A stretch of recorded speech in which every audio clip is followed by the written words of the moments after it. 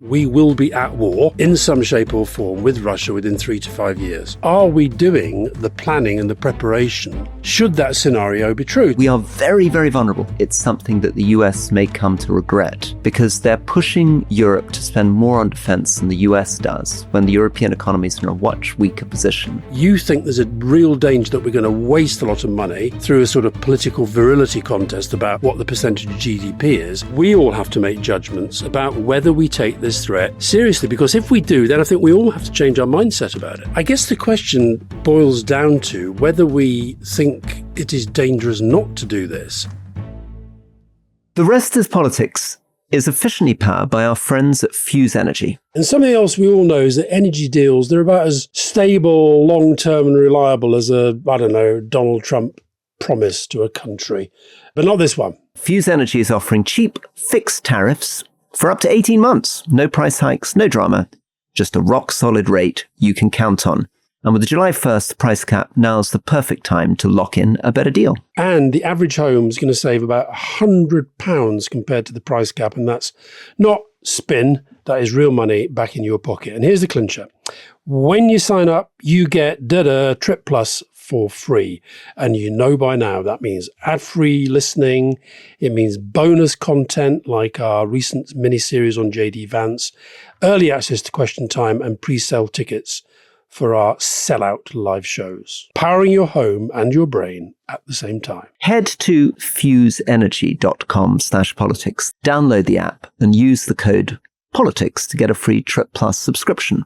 Fixed tariffs, big savings, bonus content. What's not to love?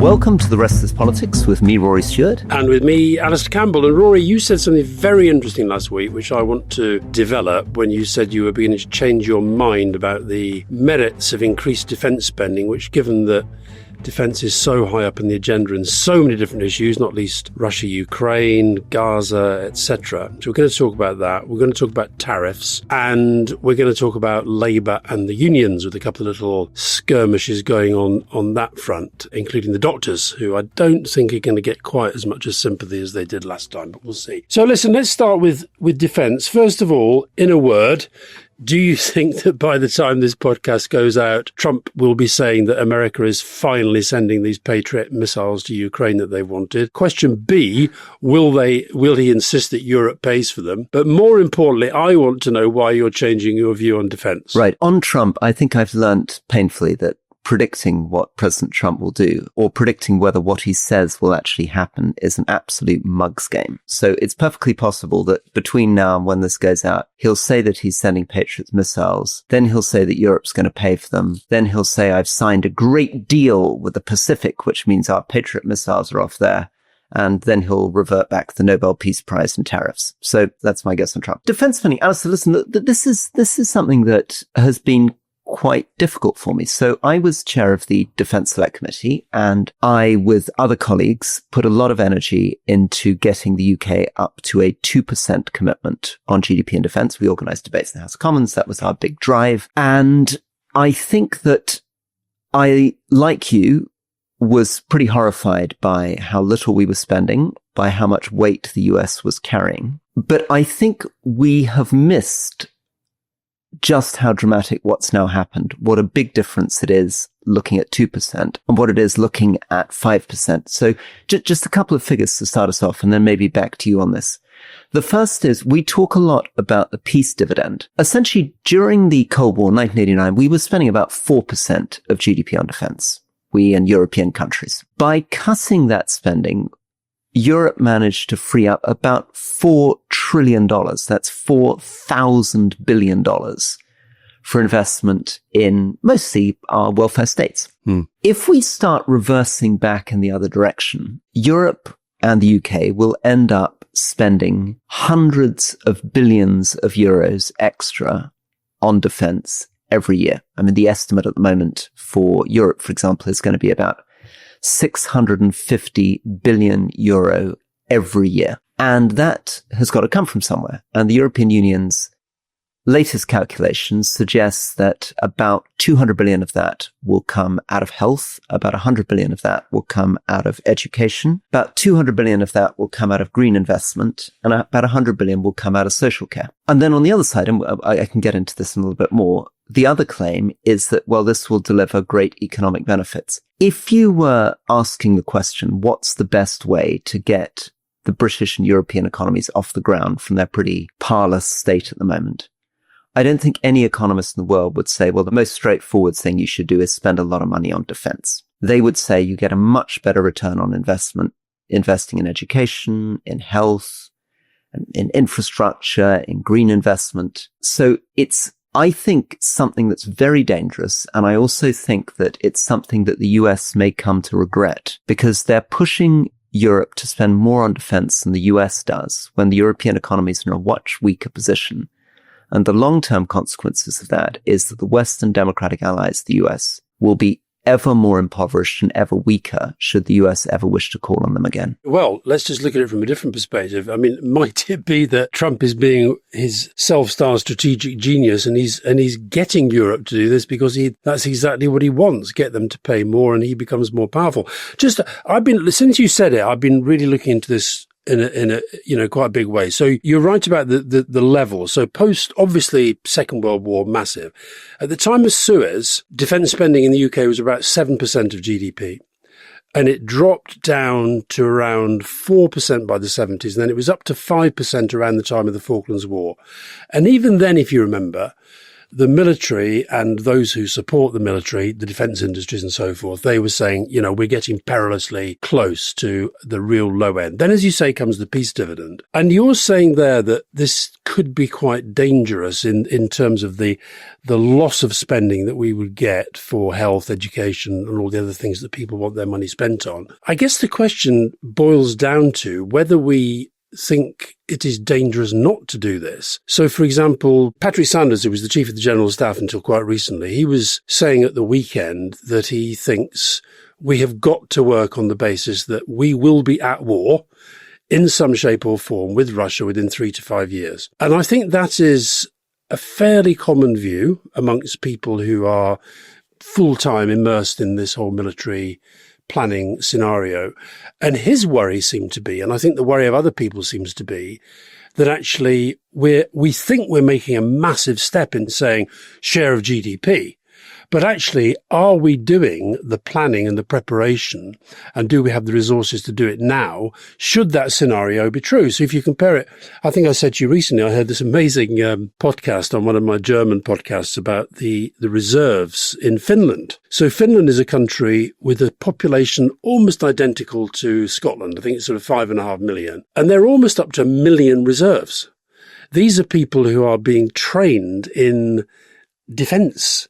They're people who are being encouraged to build bunkers under their own homes and all this sort of stuff. So I guess you're saying it's dangerous to go down that route because of all the impacts upon other parts of our national life. I guess where I'm still coming from is I probably am more on the hawkish side of things that thinks Putin's in for the long haul. He's going to keep going till he gets Ukraine, and then he's going to try and pick off a NATO country, or at least getting a NATO country engaged. Well, okay. So let's maybe push this one more level. So what's the biggest threat that we're facing in Europe at the moment? Potentially Putin, but potentially also populism, potentially also radical far-right parties emerging, angry about a lot of things. And who will be pro-Putin. Who will be pro-Putin. But the fundamental thing we hear most of the time in most countries is they just think their countries are broken. Britain's broken, it's rubbish. And what do they mean by that? Yes, they mean immigration, but there's a lot of just public services are creaking, the economy's crap, things are not going in the direction in which they could. So if you're Labour, I guess there are two main things that you think you need to be doing: growth and public services. And radically increasing your defence spending is not good for either. On the growth side, there's been some really interesting modelling. Basically, defence expenditure historically doesn't have a great return on investment just as an economic move. The normal modelling suggests that if you put money, a pound into defence spending, you probably get something in the region of 0.50p or maybe 90p back for every pound you put in. Well, it sort of depends who you talk to this, right? I was talking to somebody very much on the pro-spending side of things who was saying it's 2.2, for every one we put in, we'll get 2.2. Listen, there's loads I guess you're completely right. I mean, obviously, a lot of this is finger in the air stuff. And the OECD does it, the IMF does it, the EU does it. And I guess you're probably right. Whoever your friend is would be pretty skeptical of the fact that there are huge claims made for green investment, because understandably, we all want to be friendly to green investment. So they think pound going into green investment creates far more jobs in defense, creates far more return on investment in defense. But the reason why it's probably true that you get less return on investment for defense is, firstly, that there's an incredible leakage. So a huge amount, 30 to 50% of our defense equipment comes from the US and Israel. We don't make it ourselves. So unlike investing in education, health, or road infrastructure, a huge amount of that money that we'll be spending will simply be flowing out of Europe and the United Kingdom towards other people's economies. It's also very geographically concentrated. If you invested in education, it would reach everybody in the country. If you invested in defense manufacturing, it would benefit Barrow, BAE Systems. It's relatively low employment too. It's quite capital intensive. It also, the only way in which we're going to be able to do this is by ramping up our debt, by borrowing money. And that also can drive up interest rates. That can also have an effect on businesses' ability to borrow and invest in other directions. And the final question, I guess, is that the big old chestnut is, of course, that it's true that in the US, quite a lot of the Department of Defense investment led to these amazing things like famously the internet and global positioning. Your Google Maps comes directly out of military investment. But is it the most reliable way to get to that tech result? No. And of course, Europe is littered with things, of which maybe Concorde is the most dramatic example of very, very expensive, incredible tech investments, which didn't have the kind of spillovers to the economy that people were looking for. But just a couple of examples. So, we've talked a lot, obviously, about Ukraine, and the Russia-Ukraine war, if it's done lots of things, but one of the massive changes has been the change in the nature of warfare, and in particular drone and AI technology, where the Ukrainians seem to be doing a pretty amazing job. Now, the Russians are responding in kind and with the rest of it. But so that's all going to change. And I was talking to somebody who, so for example, was saying that we will spend billions, literally billions, on, say, the next generation of fighter jets. And meanwhile, AI is developing fighter jets without pilots, or fighter jets with co-pilots, added to which we're developing drone technology which can take out fighter jets and can take out unbelievably expensive tanks. So I think what maybe we need to be thinking about is the 3%, 5%, whatever it's going to be, is a signal of direction, of signaling to the rest of the world, we think the world is a much scarier place. Yes, Putin is a genuine threat. There will be other threats to come, and therefore we need to build up our defenses. But we need to do it in a way that is much more rooted in this world of technological revolution. And the other country that I think is interesting is in Estonia, because Estonia, again, has increased defence spending because it's right there at the heart of the possible sort of front line in a future war. But it's also become one of the most significant developers of tech upstarts, many of them in the defence industries. So I think it's maybe we're not disagreeing that there's a threat. You think there's a real danger that we're going to waste a lot of money through a sort of political virility contest about what the percentage of GDP is. I guess I'm thinking that we have to match the threat to the changing nature of warfare and also the role of societies. And that's why the Finland Reservist story is so important. You're completely right. And the chances are, based on what we've been doing over the last few decades, is we will really screw this up because we are very, very, very bad at defense procurement. We're always buying kit, which turns out to be 9 or 10 times more expensive than we initially thought it would be. And by the time it's delivered, turns out to be completely outdated for the environment that we're operating in. Because the threats change very quickly. You talked about this. You talked about how in 2000, we're not thinking about 9/11. Straight after 9/11, suddenly 90% of the activity of our intelligence agencies are counterterrorism, and our whole military shifts towards fighting people like the Taliban. So that's very low intensity, essentially fighting people on donkeys with Kalashnikovs. And then we reorient our whole military towards that. And then suddenly and then we do a strategic defense review where Boris Johnson says, and this isn't an attack on Boris Johnson, this was the conventional wisdom of the time, we're not going to have to fight a war on the European plains with tanks. And then immediately Russia invades Ukraine. So that's one problem. We're very, very bad at predicting what the nature of the threat is and what we need. I mean, to put it bluntly, let's take your examples. Do we need to be following Finland and having a huge number of people? Do we need a massive army? Do we need mass? That's what the Russians and the Finns believe.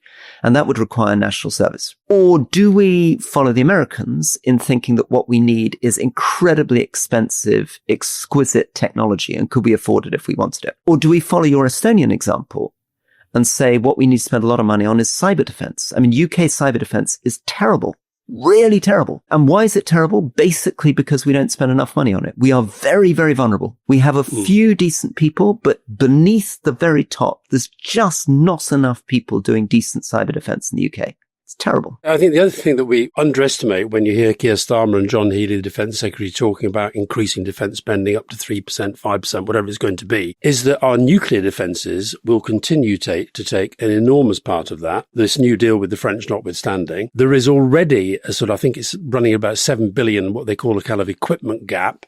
And then, of course, you've got the whole personnel issue on top of that. So even at 3%, if the threat is genuinely more serious than it was, you're talking about pretty tight resourcing. And just finally on the economic point, Rory, so basically during, and this is very, very inexact. So for example, you can point to the Soviet Union, which had a defense spending of regularly in double figures and often up to 20%, and basically an economy that was completely crippled because the money never went anywhere else. But in our economies, growth has been higher when there has been higher defense spending in general. And I'm not suggesting, by the way, that's one of the reasons for our state nation. But I think that's basically because growth was higher in the 50s, 60s and 70s. And that's much more to do with a youthful population. Yeah, for sure. New technologies coming on.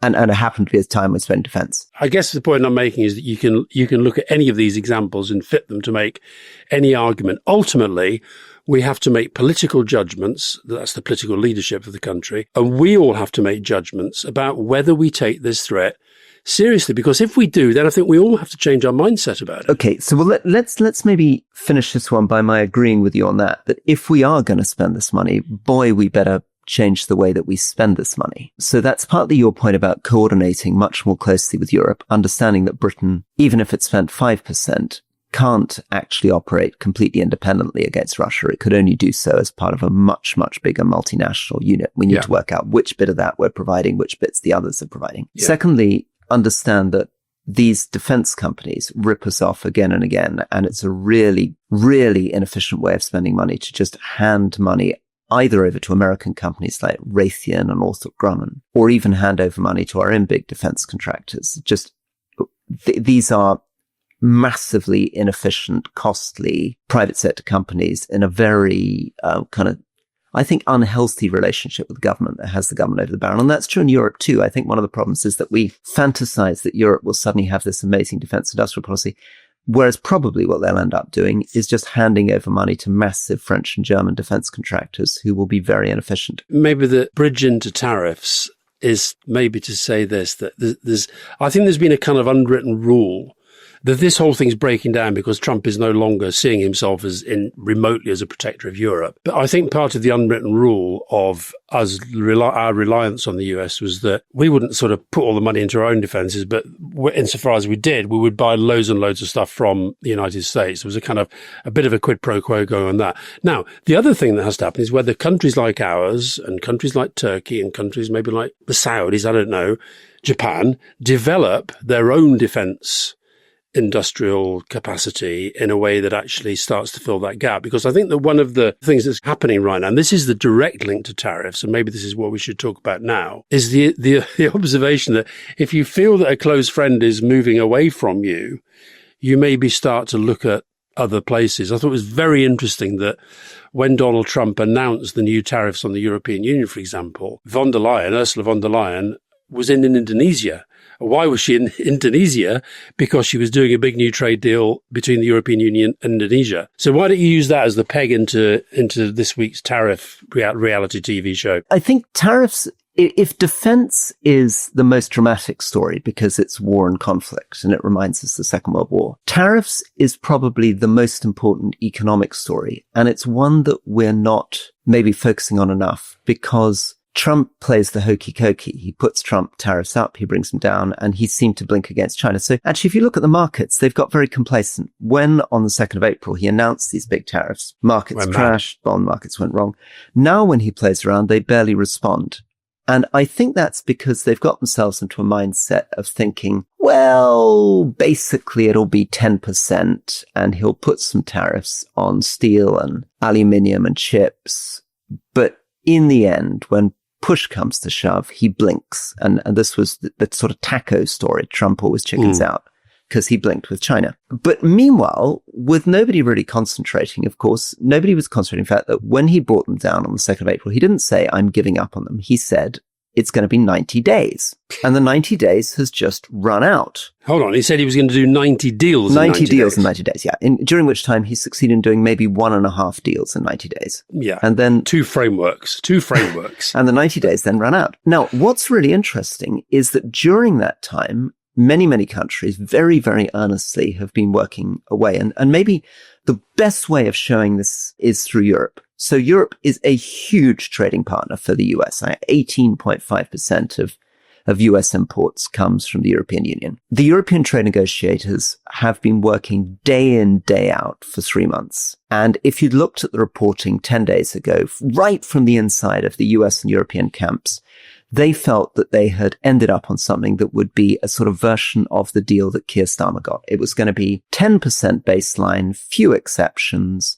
And then if you see your friend Mujtaba Rahman being interviewed a week ago, he's saying it'll be 10% and we'll knock holes in it like a Swiss cheese with a whole series of exemptions and stuff that we get. That began to get a little shaky about a week ago. But then the optimistic story was, okay, Europe is going to offer a concession on digital service taxes. And this is what Canada just did with Mark Carney. He suddenly abandoned a 3% tax on American digital companies, and it'll be fine. We'll get it through. We're almost there. We're working with these very senior people. And then suddenly Trump on Saturday puts out something which says not only is the entire deal off, 3 months negotiations out the window, but he's not just going back to where we were on the 2nd of April. He's putting it further up. The EU tariffs were 20%. He's put them up to 30%. The Mexico tariffs were 25. He's put it up to 30. Canada's tariffs on the 2nd of April were 25. He's put it up to 35%. Japan's gone up slightly. South Korea's stayed the same. So it's shattering. I think the thing that I really say is anybody who is being complacent, buying into the taco theory, saying Trump doesn't mean it, he's never going to do it in the end. There's no evidence for that. I think the evidence suggests that Trump loves tariffs and he will, throughout his presidency, put them up whenever it suits him to achieve any number of different things. Maybe he's chasing trade deficits. Maybe he just likes humiliating people, getting concessions. But we can assume, if you're running a business, that we are in the most unpredictable global trade environment that's existed for almost 100 years. Yeah. Where you're right, and this is really interesting, I think this is because the world has really come to see that Trump is doing the reality TV show that we talk about with Michael Wolff. He is his day by day a different story. And then there's this sort of complete lack of clarity issue. And you see interviews. So I saw an interview with one of his people the other day, and it was just mind-blowing because the interviewer was trying to get them. They were actually talking about the role of Congress, and Congress can only be bypassed in relation to putting on sanctions like this when there is a national security issue or a national emergency issue. So the question the interviewer kept personally putting to this person, I've forgotten who it was, but it's one of his MAGA people, was what is the national security issue? What is the national emergency that leads to Trump's fears of Bolsonaro going to jail, requiring Americans to get more expensive coffee? Because this is the other thing. Trump talks, and because we know that Trump, if he says something, he believes it to be true, and he thinks he can persuade his followers to believe it can be true. But the truth is, apart from a little bit in Hawaii, America doesn't make coffee. Lots of Americans drink lots of coffee, so it gets imported from places like Brazil. And suddenly, he's put a 50% tariff on it. And then, like, well, you mentioned Canada there, Rory. So the basic tariff's gone up to 35%. There's already a 50% tariff on steel and aluminium. And none of these people who've been interviewed on behalf of Trump, none of them can say, is the new tariff 35%? Is it 50 still? Because that's higher than 35. Or is it actually 85? And so the lack of clarity, that's what suggests to me that he's just throwing these numbers out. And there's a guy, I don't know if you follow this guy, Rory, he's an Australian economist, but he's based in the States, and he's really, really good at explaining complicated things, called Justin Wolfers. And he clocked 11 so far.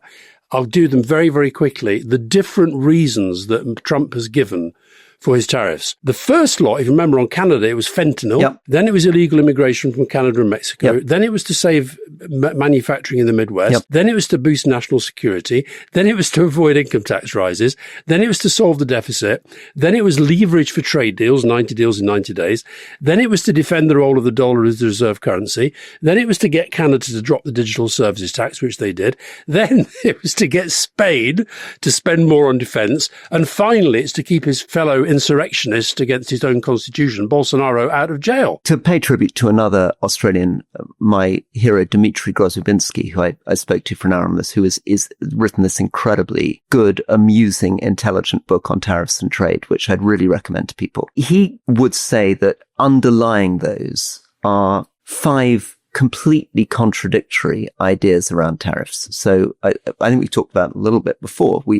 We've talked about the fact that, one is you manufacture in China, then you charge at the US border and you make a lot of money.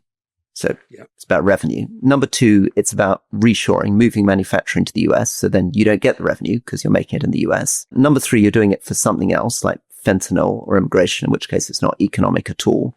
Number 4, you're doing it because you're in a 50-year fight with China. And the whole thing is really just about impoverishing China to stop it building up its military. And number 6, I think, is just a general sense that you're enjoying the game of extortion, concessions, humiliation. Maybe that's the sort of thing that binds it all together. Along with the first one, which is obsession with trade deficits, is just this sense that it's a tool in his arsenal to allow you to humiliate people. Brazil, though, is the most interesting. You're right, and I should have raised it, because Brazil is the one example of these countries that doesn't actually have a trade surplus with the United States. So generally what he's doing is he's going after countries that sell more to the US than they buy from the US. And of course, one of the big reasons for that, again, as Dmitry points out, is that US consumers are wealthy and spend a lot of money. The average American household spends 2.5 times more a year than the average German household. And a lot of the goods they buy come from abroad, right?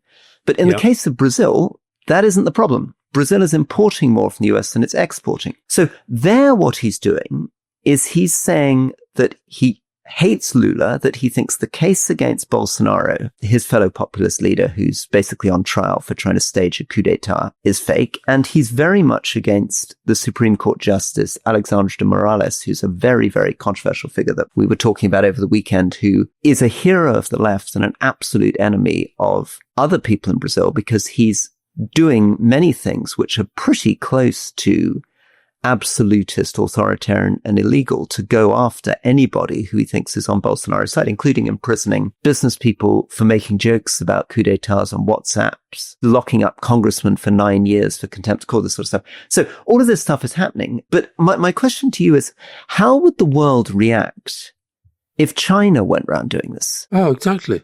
Exactly. I mean, let's say China had got in touch with France and said, we'll be imposing a 50% tariff on you unless you release Marine Le Pen from jail. Yeah, or if they'd done the same with us and said, unless Julian Assange is released and freed from the whichever embassy he was in, was Ecuador. The answer to your question is that we would say this was unacceptable, bullying, intimidating behavior by a rogue state. That's what we'd say. But I think this goes to the heart of the way that Trump now operates. He basically, in all of his international affairs, there's a little bit of divide and rule, but what there's a lot of is the demanding of obsequiousness in exchange for not usually political support, but just sort of not giving you quite as hard a time as he otherwise could. And I don't know if you saw, Roy, the now infamous meeting with the African leaders where he congratulated the Liberian president on his excellent English, either not knowing or pretending not to know that English is the language of Liberia. But three of the leaders who were there,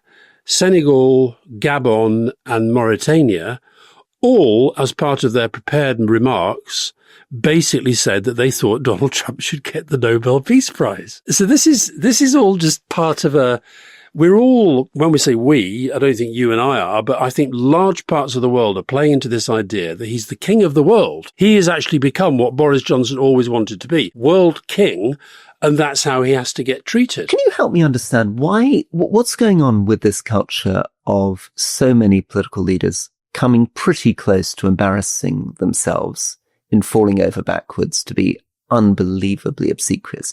I know people say it's like dealing with a king, but actually, my memory of kind of medieval Britain. Were you around then, Rory? I was definitely around then. Yeah, I know I was older than you think. Is that they didn't actually cringe in quite this way, that if you were a knight or a lord going in to see an English king, you tried to preserve your dignity. Yes, you were polite, but you didn't actually grovel on the ground, call them daddy, tell them they were the best person ever. And if you did, you'd suffer real contempt. I mean, I can't, you see, let me forget medieval England. I can't imagine Angela Merkel or Theresa May groveling to Trump in the way that Mark Rutte's groveling to Trump. Rutte was the most obvious. However, the reason that sort of was so damaging was because it was the combination of what he said in private with what he then said in public with the daddy thing that sort of took it to a different level. I thought actually watching these African leaders, it was pretty obsequious. I mean, the truth about the Nobel Peace Prize, anybody with any sense of the state of the world right now is going to say it is a total absurdity. Added to which, not least because of which is sometimes called the Richard Holbrooke principle, the Nobel Committee basically thinks if you overtly campaign to get the Nobel Peace Prize or talk about your own strengths and why you should get it, it makes it less likely that you will get it. But he will be saying, yeah, but I break all the rules. This is like a global intimidation campaign of these 5 people on the committee that I mentioned last week. But he's co-opting all these other leaders. And here's one. Nick Thomas-Symonds, the British minister, was on the radio recently. And I actually think he's actually a very good minister. And he's done all the kind of European negotiations and that sort of thing. But at the end of the interview, it was thrown at him, Benjamin Netanyahu has said that Trump should get the Nobel Peace Prize. Do you agree? And of course, as we get closer to the state visit, which now been announced for September, they're all going to get asked this.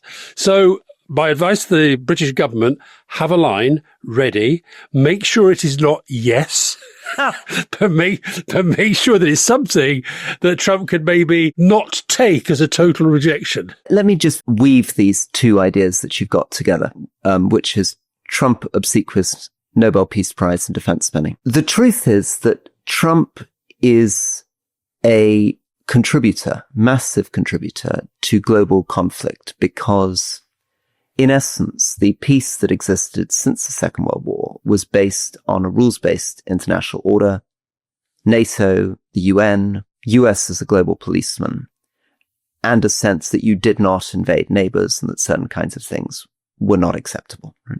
International law. And of course, there was hypocrisy, and many listeners will get in touch and say there was a lot of nonsense going on in the 80s and 90s, and the US got a great deal wrong, as did the UK. But Trump is the first president to set about very deliberately to dismantle that entire international system, to show complete contempt for international law, for the UN, for allies, for state borders. He's somebody who has made it perfectly clear that he sympathizes with Putin and authoritarian strongmen, and therefore he has created, it's no coincidence that he comes in 2016, and a lot of what we've seen over the last 10 years, every year, more internally displaced people, refugees, conflict stems from Trump's style of isolationism and populism. He drives the conflict. And the consequence of that is that he creates the conditions which makes Putin and Russia become an existential threat to Europe.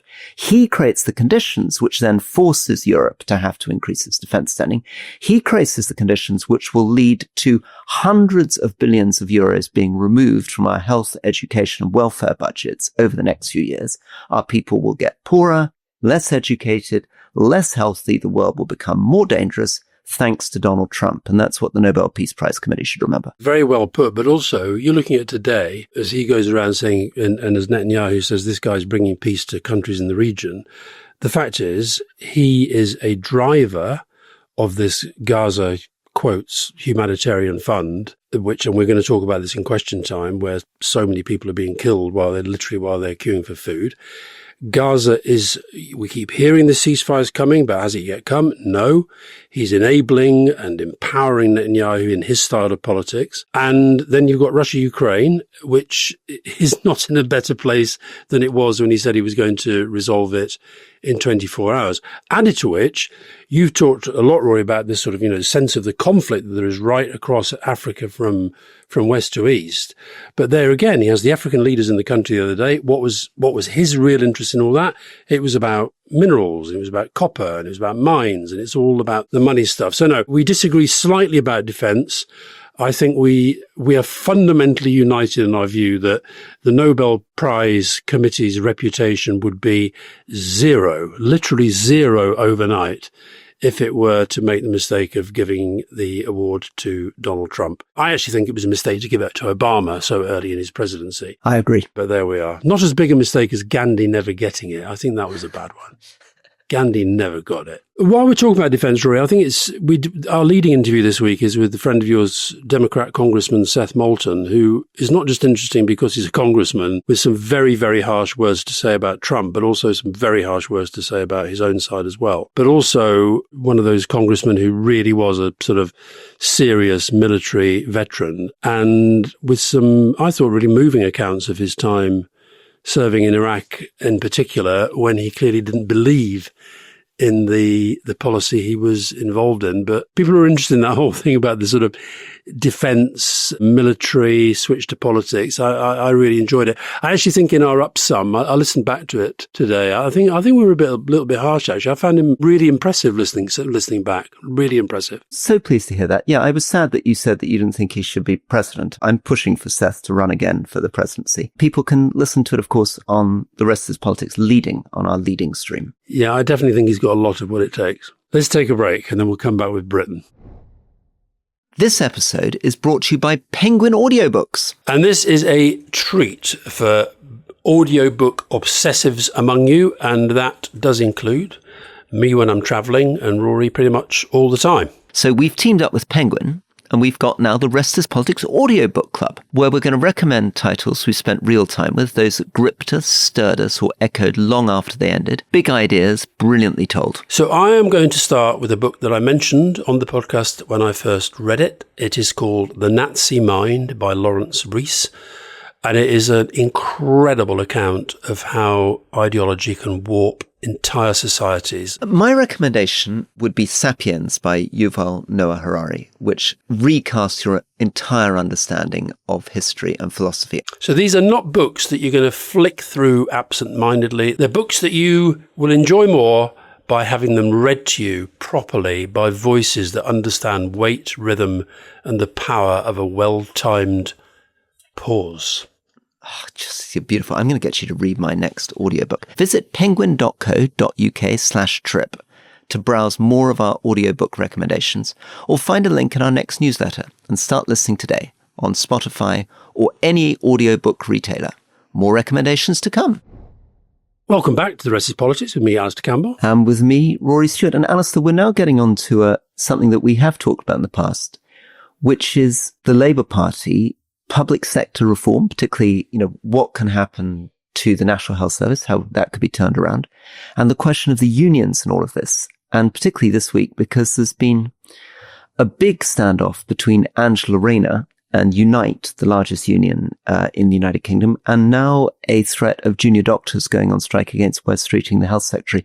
Can you just begin by just giving us a sense of why unions continue to matter in British politics, particularly for the Labour Party? And do they matter much less than they did when you were in government with Tony Blair, or is it pretty much the same story? I think if you track it back, so when I was growing up, the big trade union leaders were every bit as well known as all but a handful of the major politicians. You could, and I'm not just talking about Arthur Scargill, the miners' leader, but, there was a whole range of trade union leaders who were big figures. They're on the news all the time.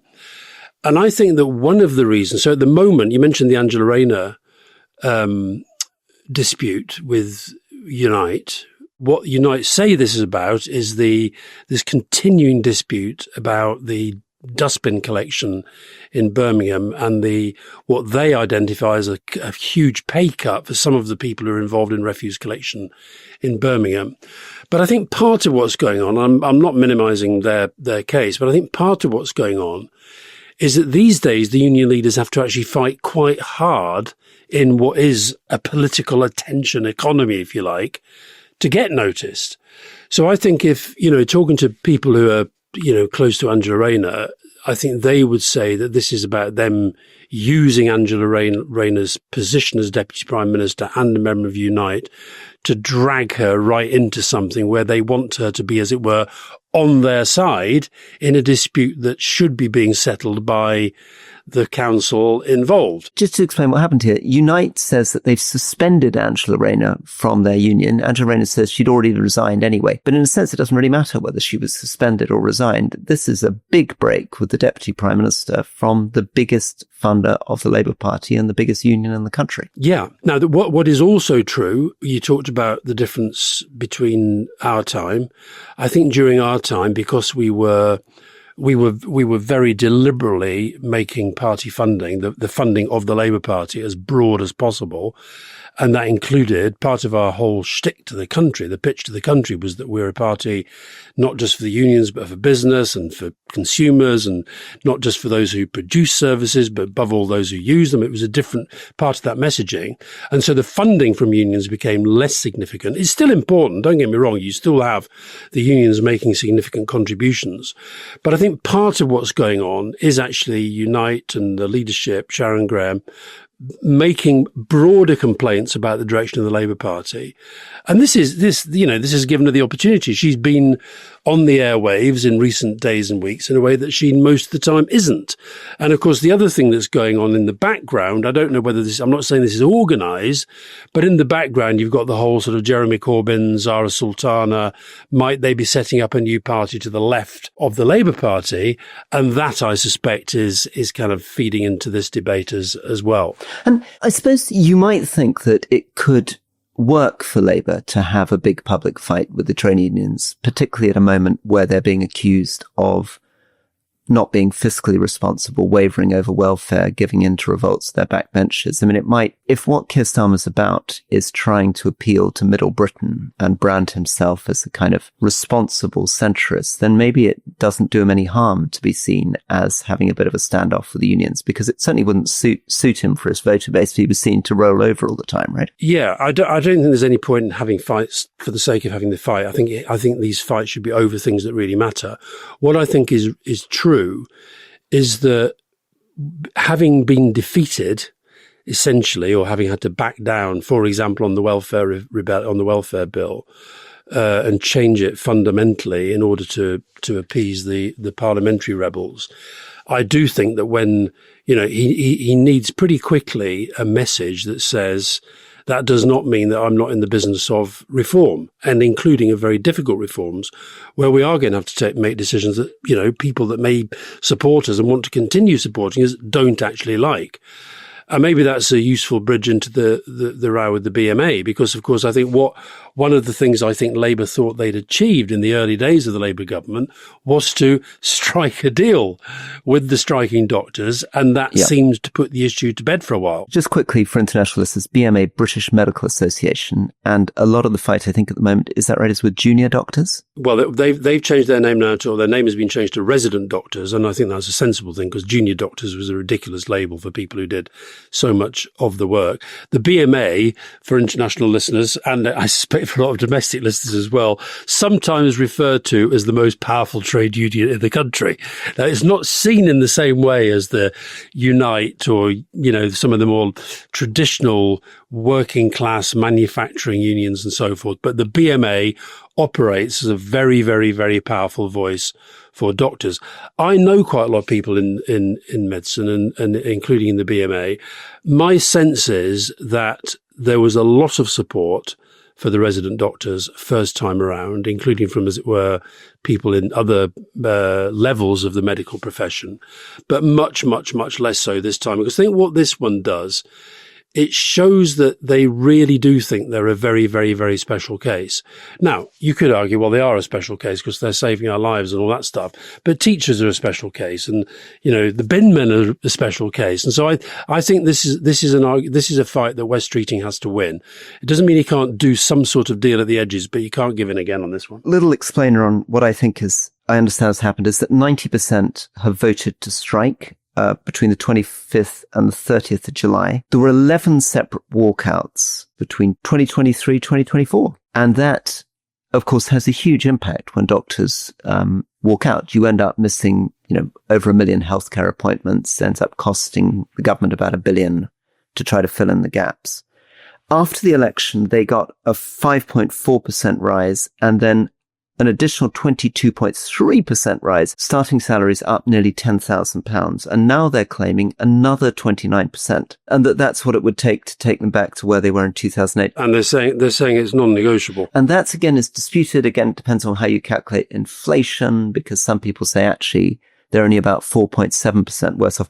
Polly Toynbee, who I think would normally have been seen on the left, just wrote an article in The Guardian pretty much taking your position, saying that she doesn't want to be silly, but the PM's salary is 57% lower than it was in 2007, and that even her sympathy for doctors is beginning to wane a bit. I mean, I guess where this goes to is the fact that we have had for some considerable time a pretty stagnating economy.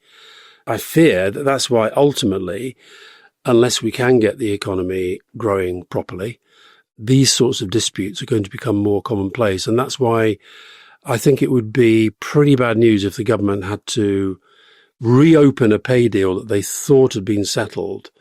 So I suspect what we'll see is a little bit about whether it's around conditions or some of the training. I don't know. But it's a very tricky position to be in at a time when, getting waiting lists down, where actually I think West Streeting and the health service are doing a good job. But that path has got to be continued going for several years before the issue of health sort of gets out of its place at the moment, which is still right at the top of public concerns. But I don't feel either in the vote or the manner in which they've been communicating since, I don't think the resident doctors are doing themselves that many favours right now. But, we'll see. Here's my question on West Streeting. I started by being very much supportive of his vision, which many people will remember as a kind of great vision of shifting basically from hospitals to community hubs, from treatment to prevention, and from analog to digital. So the big idea that West Streeting had, I think, is that to get better health outcomes, and I guess by that's a pretentious way of saying, presumably what we're aiming for is that on average, people in Britain are going to live longer, healthier lives.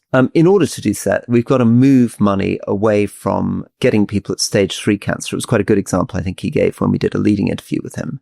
If you can detect it at stage 1, you can treat it much more effectively and much more cheaply. So I was all with that.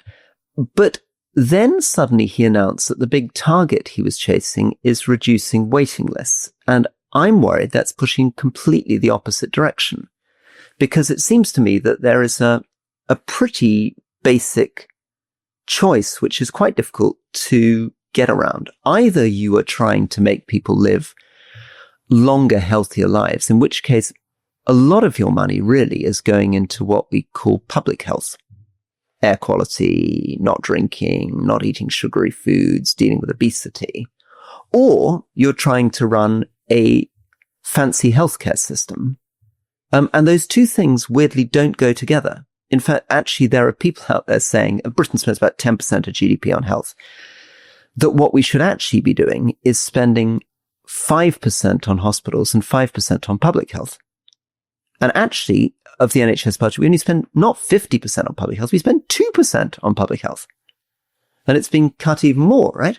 So how do you get that 2% up to 50%? Well, you could only do it by closing a lot of hospitals. And every single, you know this from having been a constituency MP, every single hospital, no matter how small, no matter how people have raged about it not being good enough or the building falling to bits, people will always fight to save their local hospital.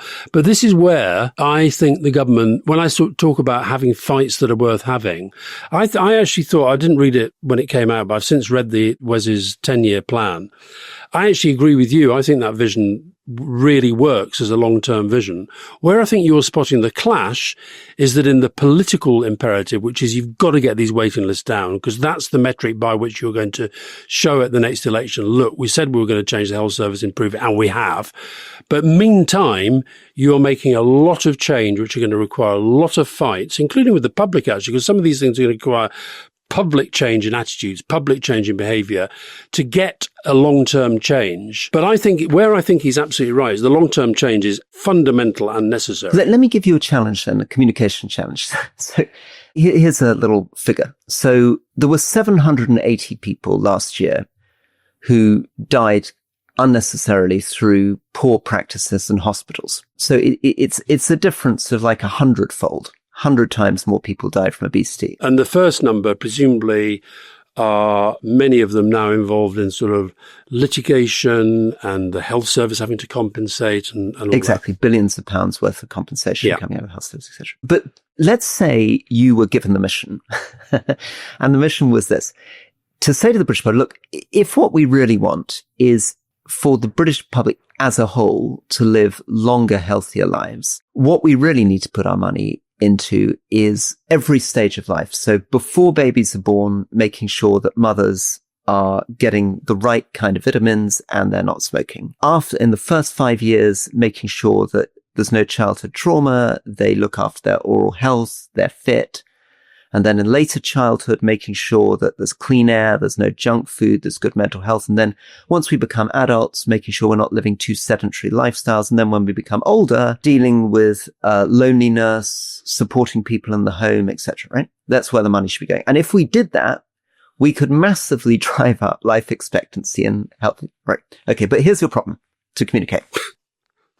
So to do that, you would have to put probably actually tens of billions into public health and cut that from hospital. And so what would happen is somebody like me, let's say I have a heart condition, I go into hospital, and because of all the cuts to hospital, I die, whereas I wouldn't have done under the old system. But at the same time, maybe 5,000 more people are living longer, healthier lives because the government is cutting down on obesity, supporting people in early childhood, helping them live healthier lives. How do you explain to the public that one person they know has died unnecessarily because there wasn't the hospital care available, but thousands more people have lived because of public health? I think we have to get away. This is tough, but I think as a communications challenge, I quite like it. And I think Wes Streeting would quite enjoy it as well, because we have definitely got ourselves now into a culture where, without really wanting to pay for them through our taxation, we are expecting absolutely brilliant, tip-top public services in every aspect of our life. So I think actually, first of all, on the litigation side of things, for example, I think it's tragic that Britain has become this culture. And I also, by the way, think it's leading to worse medicine, because I think doctors are becoming, I've talked to doctors who tell me this, you become more risk averse. You tend to play safe, and that can actually mean not doing what might be the difficult thing, but the right thing in terms of medical care. So I think arguing for that cultural change can we please actually give a little bit more faith to our doctors? Can we please give a little bit more faith to our healthcare system? Can we stop spending all our time saying the National Health Service is on its knees? Let's meet the challenges and let's meet them together. So I think that's quite an interesting sort of, national mission to speak up and stand up and save our National Health Service. I think that's a good communications challenge. And then I think on the other stuff, because this is totally part of his thing about moving from, cure to prevention. I actually think I'd love a campaign that basically said, and I'm probably upsetting people who may at times have, paid me to advise them in the past, but I think actually saying that, because we let's be frank, over time we have done it with tobacco, but actually to do the same in relation to junk food and in relation to alcohol. To say, look, we can decide life's just all about having fun and having what I want when I want it, even if it's going to make me worse off health-wise. But actually, no, as your government, you can call it nanny state if you want. But I'm actually going to say, no, I'm sorry. If you're making all this money out of the foods and the drinks that are doing harm, you're paying it through tax, but also I'm going to create a public health fund and you're going to be part of it. I could see that as being a very, very good communications challenge. I'd enjoy that one. It's weird though, isn't it? Because my clearest example of this was air quality, where I think our department calculated, let's say that if we'd spent 300 million a year on cleaning up air in Britain, it would lead to something like 2-3 billion worth of benefit in terms of life expectancy. So you were getting a return on investment of kind of tenfold. And yet the Treasury would never do it because they didn't see it as a direct saving from the NHS budget. And it's still not happened. I mean, our air quality is still dreadful, and I don't see actually Labour putting the money into really making the radical change you would need to make air quality in the centre of Leeds or the centre of London what it should be to stop what are still tens of thousands of preventable deaths every year. Air pollution in the UK estimated to cause between 28,000 and 43 deaths annually, and worldwide it's 6.7 million. Yeah. So 28 to 43,000 deaths annually. But it is something to do with the way we calculate things. I mean, I suppose it's partly the moral hazard that maybe we think that somebody dying of preventable obesity, the 82,000 people who die every year from preventable obesity, that's somehow their fault, whereas maybe somebody going into hospital after a car crash isn't their fault, and therefore we expect the state to do one thing and we don't expect the state to do. The second problem, I guess, is behavior change is tough. I mean, it's all very well talking quickly about stopping mothers from drinking or smoking during pregnancy, or sending people into an elderly person's home to nail down their carpet and get the right glasses prescription so they can read their medicine bottles properly so they don't end up in hospital or falling over. But of course, any local council hearing that would just put their head in their hands and say, but you just don't understand how complicated and costly and difficult it is to change the behavior of a mother or get people in inspecting every old person's house to make sure they're not tripping over. Yeah. 30,000 deaths a year that are put down to obesity. Of course, the air pollution, the air quality thing is interesting though. So I've had asthma all my life. Right. And it's pretty well treated, and I don't have many really bad asthma attacks, but when I have them, they're really bad. But I have actually noticed an improvement in London in recent years. Now, that may be a change of medication, but let's just say that when I die, let's just say that the cause of death is put down as, I don't know, COPD, pulmonary disease. Would I then be included in these 32,000 deaths? This is where the numbers get very, very difficult. I could argue that I've died because I've sort of had asthma all my life, but I've treated it pretty well, and therefore, But then when I finally peg it, you could argue that I'd be killed by air pollution. So I think that, look, the stats on this are difficult, but I think that is there anybody listening to this who doesn't think that Britain has an obesity problem? I'd be very surprised if there is. And I guess, is there anybody listening to this who doesn't think that, okay, maybe we're never going to get to spending 5% of GDP on healthcare and 5% on public health, or 5% on treatment, 5% on prevention. But I don't think there's anybody who thinks that we should be spending only 2% of the NHS budget on public health. That can't be right, 2%. I mean, even the I see there are lots of advertising. I saw a big campaign recently, not least because, and by the way, why nobody has ever been to jail for the bloody MMR campaign of a few years ago, including the editor of the Daily Mail and others.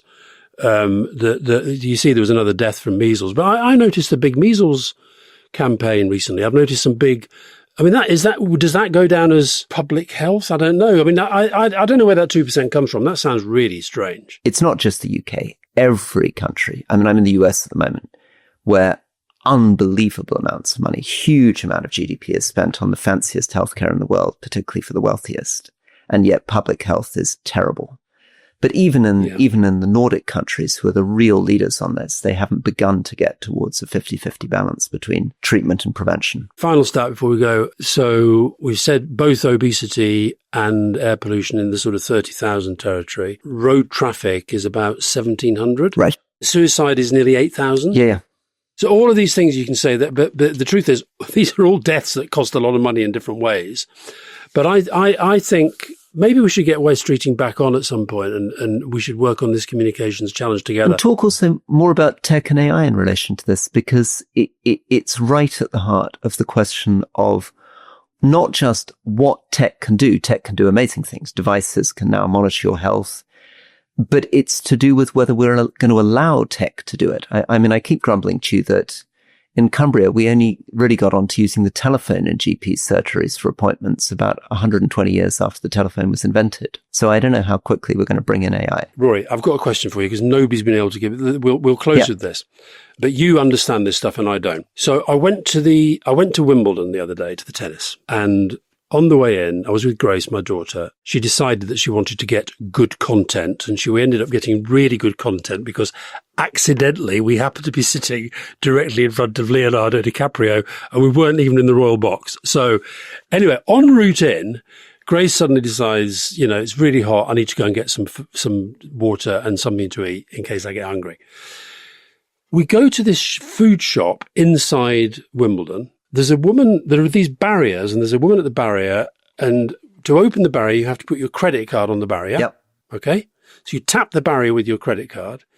You then walk through, and then I went over there and got a banana and a sandwich and a bottle of water, and then Grace went over there and got something else.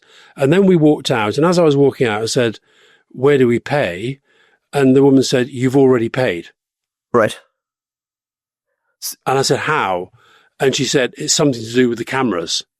Right. So what was going on? I think a lot of different things could be going on, but my best guess is that they read your credit card number.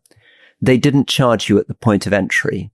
They then managed to pick up remotely which items that you took through some sort of camera system, and then debited your card on exit. I mean, That's pretty fancy stuff if that's what they've done. I mean, they did. And did you and Grace get different charges? It wasn't that you got the same charge, both of you? No, it was one card. We went through on one card and went to different parts of the shop. Yeah, well, that must have been what they're doing. It's something that supermarkets often talk about. I haven't seen it done at scale yet. So well, there you are. I'm ahead of you on AI. Yeah, that's Rory. Good. That's fancy. It's fancy stuff. So and my goodness, look, if we were, but of course, the problem in health is that we're not comfortable yet really sharing data in a way that would allow a lot of this incredible benefits to come from looking at Rory, listen, having looked into Mr. Peter Thiel of Palantir fame during our discussion of J.D. Vance for our miniseries, do we really want him to get any more of our data than he's already got? Well, that's a good segue, Alastair, to end, because we, of course, discuss a great deal about Peter Thiel in our J.D. Vance series. We are doing a special Q&A this Friday on the Restless Politics Plus, off the back of our 4 episodes charting the rise of J.D. Vance. Thanks to the Radio Times for the lovely review, by the way, an invaluable primer on the most complex personality in US politics. So if you have any burning questions on J.D. Vance, maybe something we've missed, and it could be more on Peter Thiel, something extra you want to know, just sign up to the Restless Politics Plus at therestlesspolitics.com and follow the link at the top of your welcome email. And just to get people up to speed quickly, on the 4th episode, we're right into his time now as vice president and focusing on what we've learned about him from his famous speech at Munich, from his spat with Zelensky, from his ups and downs with the Pope. And also he had a little bit of a contretemps with Keir Starmer as well. So I've really enjoyed making it, and I hope you've enjoyed listening to it. And those who haven't, I hope you will. What we've got into is whether a potential J.D. Vance presidency, which isn't impossible by any means, could be even more dangerous than Trump 2.0. We do a little explainer on the history of the vice president, which I claim to have read 10 books for. I think you'll find you reread at least 5 of them. Anyway, if you want to hear the first 4 episodes in full right now, get up to speed before the Q&A, which is this Friday, head to therestispolitics.com to join the Rest is Politics Plus. It takes 2 minutes to sign up and you get the member feed synced straight up to your preferred podcast platform. So here's a little clip from episode 4. Are you more or less worried by a Vance presidency or a Trump presidency? I think there's a very good chance it could be even worse. When Trump says something, he thinks it is true. Vance knows that he's lying. Vance, in a 2021 interview, says, "We're effectively running this country by a bunch of childless cat ladies." This Zelensky showdown in the White House. It's not normal to have a vice president sitting in there and interrupting. I thought it was utterly disgusting. That was Vance showing, I will be your attack dog. This is a guy who's had a pretty rough life, pretty rough childhood. And meanwhile, he has a level of ambition that makes him prepared to do or say anything in the moment to get to the next step. And the next step for him is the White House. Take that lack of virtue, that lack of moral character, and combine it with the economic and military might of the United States, and you should be very, very worried about a J.D. Vance presidency. So if you enjoyed that and want to tune in to all 4 episodes and get Friday's Q&A, sign up at therestispolitics.com. And you get the full Trip Plus experience. Mini-series like this, member bonus content, completely ad-free listening, much, much more. Just go to therestispolitics.com. So Rory, see you tomorrow for question time, which is not the same as a Q&A. And we're going to be talking, I think we're going to have a very big discussion on Israel and the reaction to our discussion last week. Maybe a bit on Macron and his visit here. What else do you want to talk about? I'd like to talk a little bit about Spain. Gosh, there's so much going on in the world. It's going to be exciting. Let's push it all into the question time tomorrow. See you then.